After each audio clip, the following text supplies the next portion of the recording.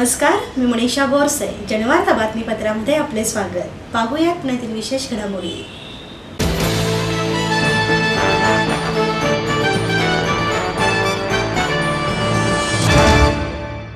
गुजरातच्या लोकांबाबत खामोशच बरे असे प्रतिपादन खासदार शत्रुघ्न सिन्हा यांनी केले. आज गुजरातच्या लोकांबद्दल न बोललेलंच बरे, काही आम्ही बोलू तीच पूर्व दिशा, असा तेथील लोकांचा समज झाला आहे. मात्र मी मन की बात नाही तर दिल की बात करतो, अशी टिप्पणी ज्येष्ठ अभिनेते खासदार शत्रुघ्न सिन्हा यांनी पंतप्रधान नरेंद्र मोदी यांच्यावर नाव न घेता अप्रत्यक्षरित्या केली.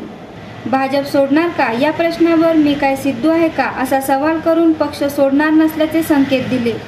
सिम्बायोसिस आंतरराष्ट्रीय विद्यापीठाच्या symbiosis institute of media and communication या इन्स्टिट्यूटच्या 25व्या वर्षानिमित्त आयोजित कार्यक्रमात 25 वर्षातील सिनेमाचा प्रवास यावर सिन्हा यांनी विद्यार्थ्यांशी संवाद साधला. विद्यापीठाच्या कुलगुरू डॉक्टर रजनी गुप्ते, इन्स्टिट्यूटच्या संचालिका रुची जग्गी उपस्थित होते. सिन्हा म्हणाले, गुजरातमध्ये माझे भरपूर मित्र आहेत. तेथील लोकांना वाटते की आपण जे बोलू तेच खरे आहे, त्यामुळे त्यांच्याबद्दल न बोललेलेच बरे. गेल्या 30 ते 33 दिवसांपासून काश्मीरमध्ये हिंसाचार सुरू आहे. मात्र याबाबत आज सर्वपक्षीय बैठक होते. वेळ निघून गेल्यावर बैठक घेण्याचा फायदा नाही. हिंसाचाराच्या काळातच केंद्र सरकारने योग्य पावले उचलायला हवी होती. सैराट चित्रपटाबद्दल खूप काही ऐकले असून हा चित्रपट पाहण्यासाठी उत्सुक आहे, असेही सिन्हा यांनी सांगितले. अभी सैराट ने मैं खुद इतना एक्साइटमेंट है मेरे अंदर पिक्चर देखने के लिए. मैंने खुद उसकी बतनी तारीफ सुनी है, एक नहीं कई जगह से, कई क्वार्टर से. और मैंने कल परसों किसी टीवी पे देखा कि उसके हीरोइन कहीं आ रही थी, बहुत भीड़ लगी थी उसकी. Rightly so, she deserves it. Director बहुत अच्छा है उसका. बड़ी जो भी पोर्शन देखा है मैंने, रवीश का प्रोग्राम हुआ था डायरेक्टर के साथ, वो भी देखा था मैंने. एंड मैं समझता हूँ कि इस तरह का सिनेमा जो है, अब लगता है ये कोई समानांतर नहीं, यही समानांतर सिनेमा होगी, यही होगी. और इसमें जो पिक्चर अच्छी होंगी, जो संदेश लेकर आएगी, जिसके अंदर प्योरिटी होगी, ट्रांसपेरेंसी होगी, वो पिक्चर को लोग जिस तरह आंखों में बिठाएंगे जैसे सैराट को बढ़ा है. और सैराट के जरूर ये सही है कि सैराट की वजह से और ऐसी कुछ और फिल्में मराठी में अच्छी आई हैं. मराठी में तो टैलेंट के सबसे बेस्ट टैलेंट तो मराठी में, बेस्ट राइटर्स, बेस्ट टैलेंट तो मराठी में है. आज से तक हमारे फिल्मों के जन्मदाता कौन है?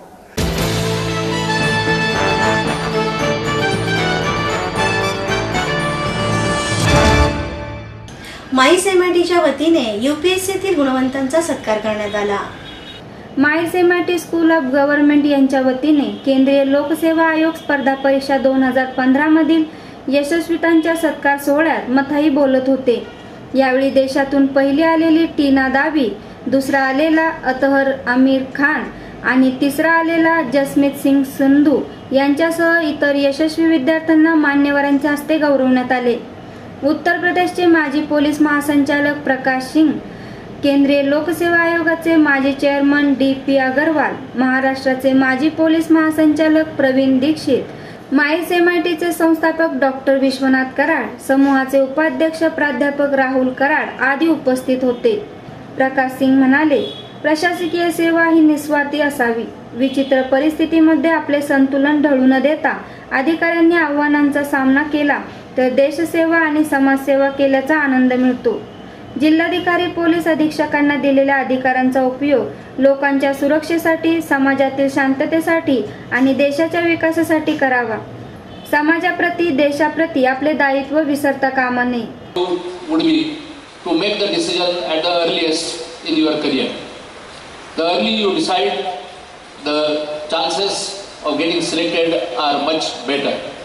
And therefore, please decide early. Not just keep on wishing that I should be a civil servant, but also be prepared for whatever is required to do that at the earliest. At the end of the Second World War, the world was having maybe around 120 countries, and from there onwards now we have moved to having more than 198 or 200 countries.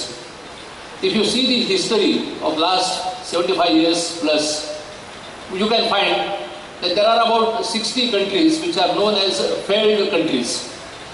Now, out of these failed countries, hardly 10 or 12 countries have failed because of the external aggression. Rest all they have failed because of the internal problems they could not manage.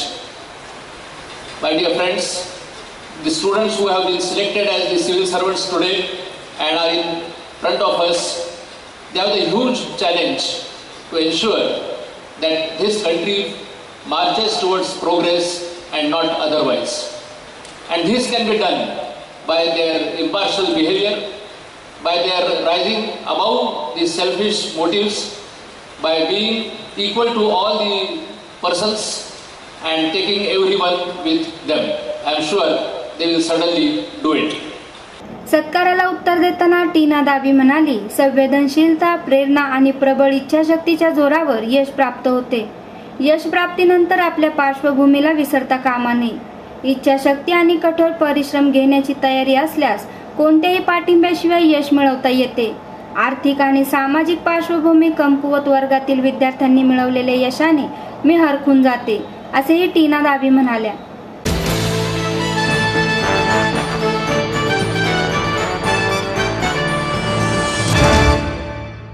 अनिलच्या वतीने मोदींना काळी निवेदन पाठवण्यात येणार आहेत. Doctor Narendra Dabholkar यांचे मारेकरी आणि सूत्रधार 3 वर्षानंतरही सापडले नाहीत. तसेच गोविंद पानसरे आणि प्राध्यापक MM कलबुर्गी यांचे मारेकरी अजूनही फरार आहेत. तपासातील या दिरंगाईचा निषेध म्हणून महाराष्ट्र अंधश्रद्धा निर्मूलन समिती पंतप्रधान नरेंद्र मोदी यांना काळी निवेदने पाठवणार आहेत.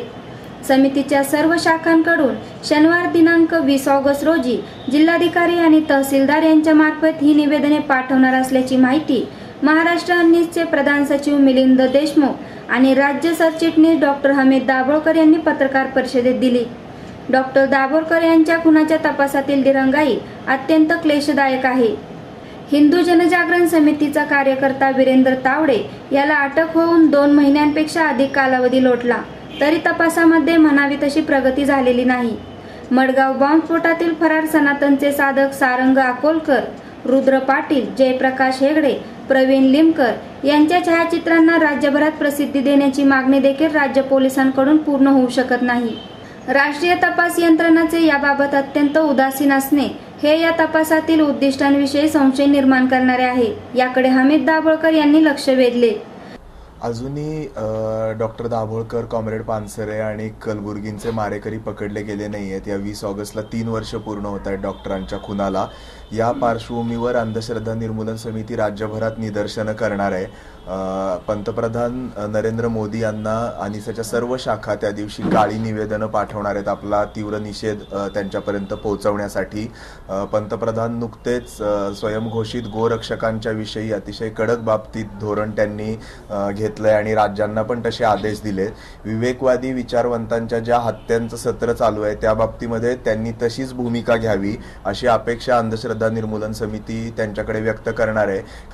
20 ऑगस्टला विठ्ठलरामजी शिंदे पुलावरती ज्या वेळेला डॉक्टरांना गोळ्या झाडण्यात आल्या त्याच वेळेला अनिसचे कार्यकर्ते जमून गेले 35 महिने ज्या पद्धतीनं निषेध करतायत त्या पद्धतीनं निषेध केला जाईल. एक मोर्चा निघेल, राजकीय सभा होईल आणि त्यानंतर विवेक फिल्म फेस्टिवल आणि सैराटच्या टीम बरोबर सैराट आणि हिंसा या अनुषंगाने पुढे चालणाऱ्या कॅम्पेन विषयीची घोषणा त्या दिवशी केली जाईल.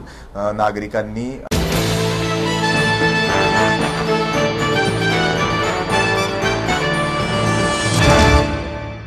फ्रान्स मित्रमंडळाच्या वतीने सुवर्ण महोत्सवी कार्यक्रमाचा शुभारंभ करण्यात आला. फ्रान्स मित्रमंडळाच्या सुवर्ण महोत्सवी कार्यक्रमांना 11 ऑगस्ट रोजी सायंकाळी 5:30 वाजता पुणे श्रमिक पत्रकार संघ सभागृहात शुभारंभ झाला. या शुभारंभ कार्यक्रमास फ्रान्समधून आलेले 10 जणांचे शिष्टमंडळ, त्यांचे प्रमुख लिओपाल्ड प्रतापराव पवार, उपमहापौर मुकारी अलगुडे, डॉक्टर सतीश देसाई, अंकुश काकडे, मंडळाच्या सचिव भारती भिडे, जयंत शाळीग्राम, डॉक्टर उल्हास जोशी, माणिक कोतवाल, डॉक्टर दीपक मांडे उपस्थित होते. कार्यक्रमात फ्रान्स मित्रमंडळाचा लोगो, वेबसाईट आणि माहिती पत्रकाचे प्रकाशन करण्यात आले. बॉजूर या मासिकाचे प्रकाशनही करण्यात आले. महाराष्ट्राच्या परंपरेचा भाग असलेल्या मंगळागौर खेळांची प्रात्यक्षिके पाहुण्यांना दाखवण्यात आली. मनस्विनी संस्थेने या प्रात्यक्षिक कार्यक्रमाचे आयोजन केले होते. लोगो तयार करणाऱ्या आयुष दुबे आणि इतर स्पर्धकांचा सत्कारही करण्यात आला. डॉक्टर उल्हास जोशी यांनी आभार मानले. दोन्ही देशांच्या राष्ट्रगीतांनी समारोप करण्यात आला. फ्रेंच नागरिकांची भारतीय विद्यार्थ्यांना मदत करण्याची वृत्ती पाहून पुण्यात विद्यार्थी सहाय्यक समिती स्थापन झाली असे सांगून प्रतापराव पवार म्हणाले, इसिस सारख्या गटांकडून व्यक्त होणारे द्वेष यासारख्या गोष्टी हा मानवतावाद नाही, तर फ्रान्स मित्रमंडळ सारख्या संस्थांकडून होणारे उपक्रम हा मानवतावाद आहे. सामान्य माणसाला हेव्या दाव्यांमध्ये रस नसतो, तर चांगुलपणा जपण्यात रस असतो. सार्वजनिक काम करणे हाच पुण्याचा DNA आहे.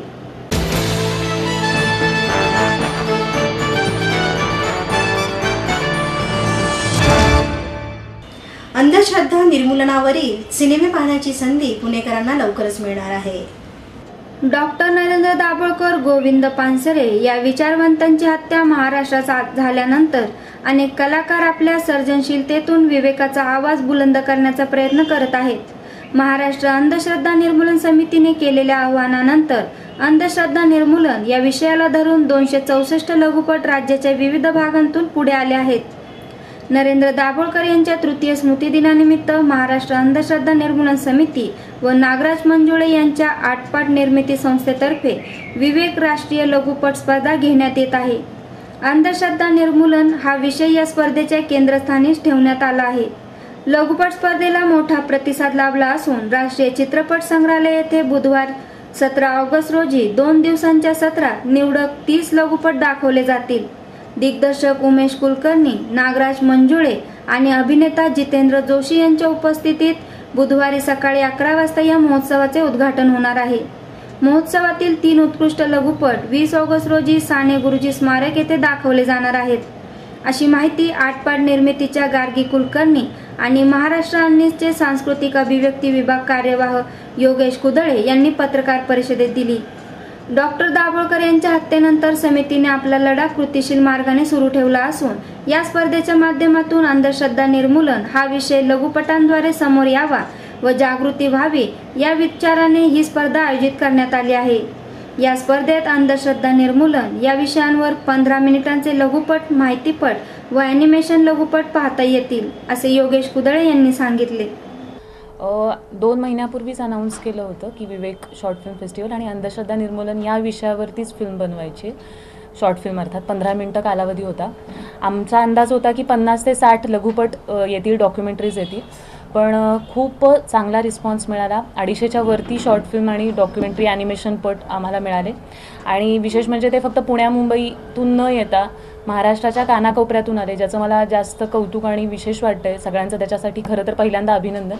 आणि आमचा जो काही हेतू होता की या संदर्भाने लोक विचार करतील, कारण एक शॉर्ट फिल्म किंवा फिल्म बनवण्यासाठी त्या पूर्ण प्रक्रियेत तुम्हाला त्या विषयाच्या मुळाशी जावं लागतं, काही विचार करावा लागतो. एक पूर्ण टीम, फिल्म हे टीम माध्यम असल्यामुळे पूर्ण त्या टीमचा एक विचार होतो. तर खूप लोक ह्याच्यासाठी काम करतील आणि तो हेतू मला थोडं सफल झाल्यासारखा वाटतोय. कारण 250 गुणिले 10 टीम मेंबरची संख्या धरली तर एक 2500 लोकांनी याबद्दल विचार केला. या 2 महिन्यात सगळ्या फिल्म, म्हणजे आपण म्हणतो ना ताज्या आहेत, सगळ्यांनी आत्ताच त्या फिल्म बनवल्यात आणि त्या फिल्म आमच्यापर्यंत पोहोचल्यात. तर मला खूप कौतुक आणि ह्या सगळ्या फिल्म मेकर्सचं, या फिल्म बनवणाऱ्यांचं, जे खरं तर आत्ता काही जणांनी पहिल्यांदा फिल्म बनवल्यात, त्यांचा नवखेपणा त्यातून जाणवतोय. पण ते जे काही हेतू आहेत फिल्म बनवण्यामागचे, ते खूप शुद्ध आणि खूप विवेकाने विचारपूर्वक मांडलेल्या कलाकृतीतून आलेले आहेत. त्यामुळे त्या सगळ्यांचं अभिनंदन. आणि ही प्रक्रिया आता आम्हाला थोडीशी जड होते, कारण आम्ही पहिल्यांदा 12-13 तारखेला हे करणार होतो, पण ते शक्य होऊ शकलं नाही, कारण इतकी फिल्मची संख्या आम्हाला मिळाली. आणि आता आम्ही त्या सगळ्या पहिल्या निवड प्रक्रियेत आहोत. आम्ही त्या फिल्म पाहतोय, त्याची निवड करतोय त्यातल्या चांगल्या फिल्मची. आणि निश्चितच त्यातल्या 30-40 चांगल्या फिल्म घेऊन NFI-मध्ये 17-18 तारखेला येत्या शो होईल. आणि त्यातून पुन्हा एक 4-5 बेस्ट शॉर्ट फिल्म निवडल्या जातील, डॉक्युमेंटरी, ॲनिमेशन पट निवडले जातील. अनिसं कार्यकर्ते सुद्धा काही जणांनी फिल्म बनवल्यात, त्यातल्या चांगल्या फिल्मची निवड होईल. आणि पुन्हा ह्या 4-5 फिल्म फेस्टिवल दिल्लीत दाखवल्या जातील किंवा महाराष्ट्रभर. आमचा विचार आहे की महाराष्ट्रात पूर्ण दौरा होईल. काही युनिव्हर्सिटीमध्ये त्या दाखवता येतात का ते आम्ही पाहतोय. अशा पद्धतीनं याच्या पुढचे सगळ्या त्या गोष्टी होते. 20 तारखेला मी म्हणजे ज्या काही 4-5 शॉर्ट फिल्म निवडू त्याचा बक्षीस समारंभ हे करू. त्या सगळ्या 4-5 शॉर्ट फिल्म मेकर जे असतील त्यांच्या फिल्म दाखवू, त्यांची मनोगत ते तिथे सांगतील आपल्याला, त्यांनी काय फिल्म, त्या सगळ्या प्रक्रियेबद्दल ते बोलतील. शिवाय त्या आटपाटचा पूर्ण त्या सगळ्या प्रक्रियेतला सहभाग आणि ह्याचा मागचा हेतू आम्ही त्यावेळी आपण त्या गोष्टीबद्दल चर्चा करू.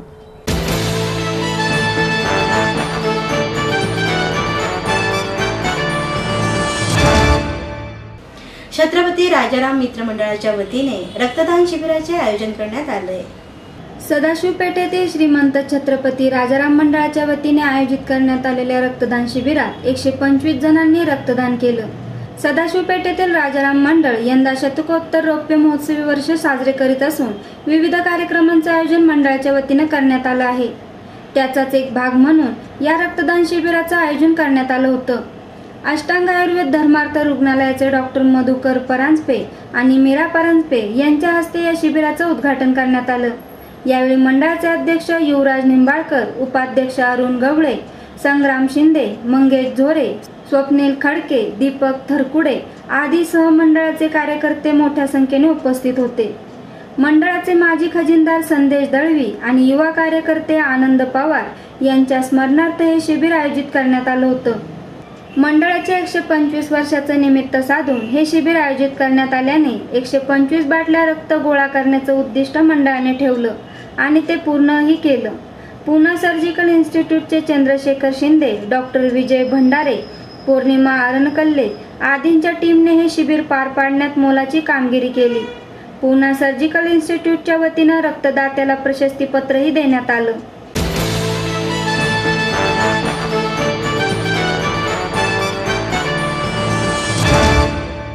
आणि याबरोबरच जनवार्ता बातमीपत्र संपले. उद्या पुन्हा भेटू याच वेळी. नमस्कार.